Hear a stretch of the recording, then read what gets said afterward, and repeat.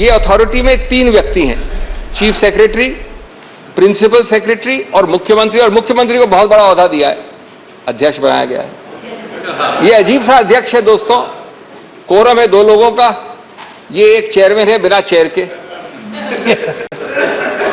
मैंने वैश्विक और भौगोलिक रूप से आज तक कहीं नहीं देखा मेरे सीमित अनुभव में कि एक चुनावित चीफ एग्जीक्यूटिव 2 सचिवों के नीचे आएगा।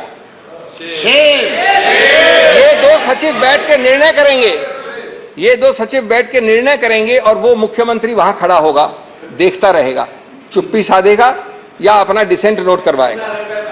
और उसके बाद, और ये सब प्रावधान है, एक एक चीज में जो बोल रहा हूं प्रावधान है, उसके बाद ये निर्णय और सुझाव जाएगा पहले सुपर सीएम के पास और उसके बाद सुपर बॉस जो हमारे सामने बैठे हैं माननीय गृह मंत्री, ये सब गृह मंत्रालय में आएगा। In a democracy, each word I'm reading is a quotation, and I can assure you these words will come to haunt you. In a democracy, accountability lies with the people who are the ultimate sovereign. The cabinet, consisting of elected representatives, is collectively responsible for the proper administration of the country and is answerable to the legislature for its actions. The government is responsible for the decisions and policies of each of the ministers and of their departments. This creates a multi-linked chain of accountability where the legislature is accountable to the people who elected them and the government is collectively responsible to the legislature. It's quite amazing. Collective responsibility is an important component of parliamentary democracies. The day-to-day decisions of the Council of Ministers are to be implemented by a neutral civil service under the administrative control of the ministers in order to ensure that the functioning of the government reflects the preferences of the elected ministers and through them the will of the people. It is essential to scrutinize the link of accountability between the civil service professionals and the elected ministers who oversee them.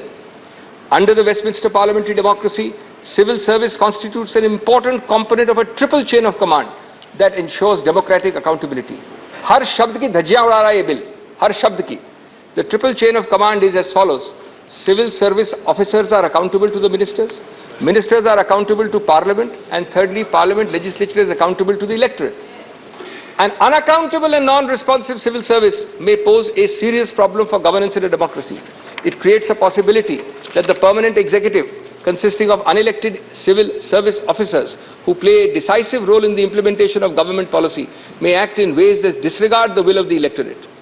In a federal polity, a fundamental question which arises is which would be the more appropriate authority to whom the civil service officers would be accountable. Everything which the bill is saying is dealt with here. In a democratic form of government, only one more para is left, friends, the real power of administration must reside in the elected arm of the government. Subject to the confines of the Constitution, a constitutionally entrenched and democratically elected government needs to have control over its administration.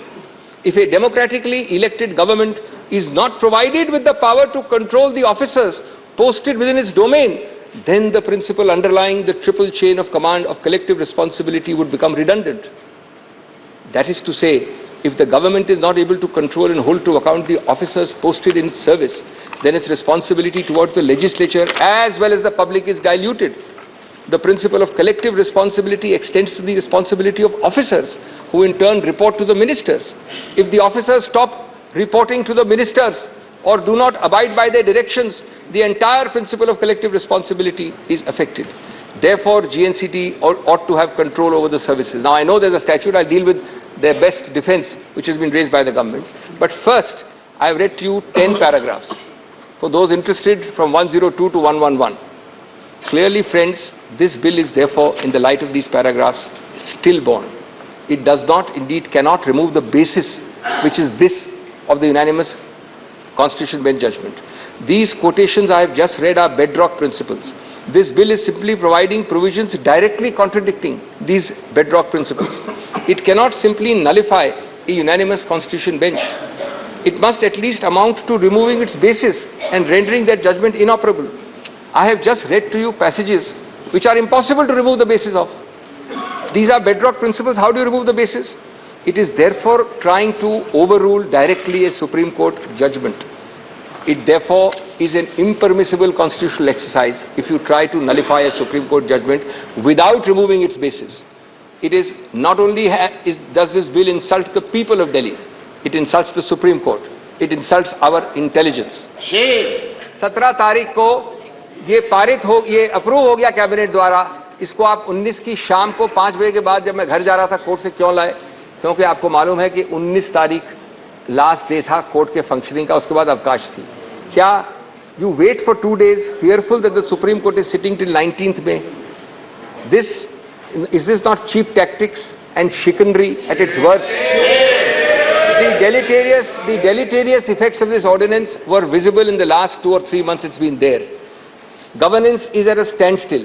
2 bureaucrats are threatening to take majority decisions over the Chief Minister's head. The LG daily trespasses in all domains of elected reps. Heads of bodies funded and operated by NCT are approved and controlled by the Home Ministry. NCT is reduced to a fiefdom of the central government. Insubordination is at its peak. हमारी बात आप सुनते, मैं बस अंत कर रहा हूँ 1 मिनट में. हमारी बात तो आप सुनेंगे नहीं, सुनते नहीं हैं. कम से कम अपने मार्गदर्शक मंडल की बात तो सुन लिया करिए, या कभी कभी उनसे बात करते हैं, पूछते हैं, उनको भी भूल गए आप लोग. मार्गदर्शक मंडल से बात कर लीजिए, क्योंकि आपकी सरकार, भारत रत्न अटल बिहारी वाजपेयी की सरकार में आपके मार्गदर्शक गृह मंत्री अडवाणी जी दिल्ली को पूरा स्टेटहुड जाने का बिल लाए थे. और जब आप 2 चुनाव दिल्ली के जीते इस मुद्दे पे कि दिल्ली के पास पूरा स्टेटहुड होना चाहिए, तो मदन लाल खुराना जी आपके पूर्व मुख्यमंत्री ने कहा था, quote, full statehood for Delhi is the remedy for all its ills. आज देश और दिल्ली आपसे फुल स्टेटहुड नहीं मांग रहा है. आज सिर्फ वो इतना विनती कर रहा है कि जितना बाएं हाथ दाएं हाथ ने संविधान ने दिया है उतना बाएं हाथ से तो नहीं लीजिए. इतनी छोटी सी विनती कर रहा है. जहां तक दुख और आक्रोश का सवाल है, ये एक दुखद और खतरनाक प्रस्तावित कानून है दोस्तों. अंत करूंगा मैं ये कहकर कि ये दिल्ली के बारे में शेर बिल्कुल उपयुक्त बैठाता है ये बिल, ये प्रस्तावित कानून. चेहरे पे सारे शहर के गर्द मलाल है, जो दिल का हाल है वही दिल्ली का हाल है. दुख और आक्रोश का हाल है.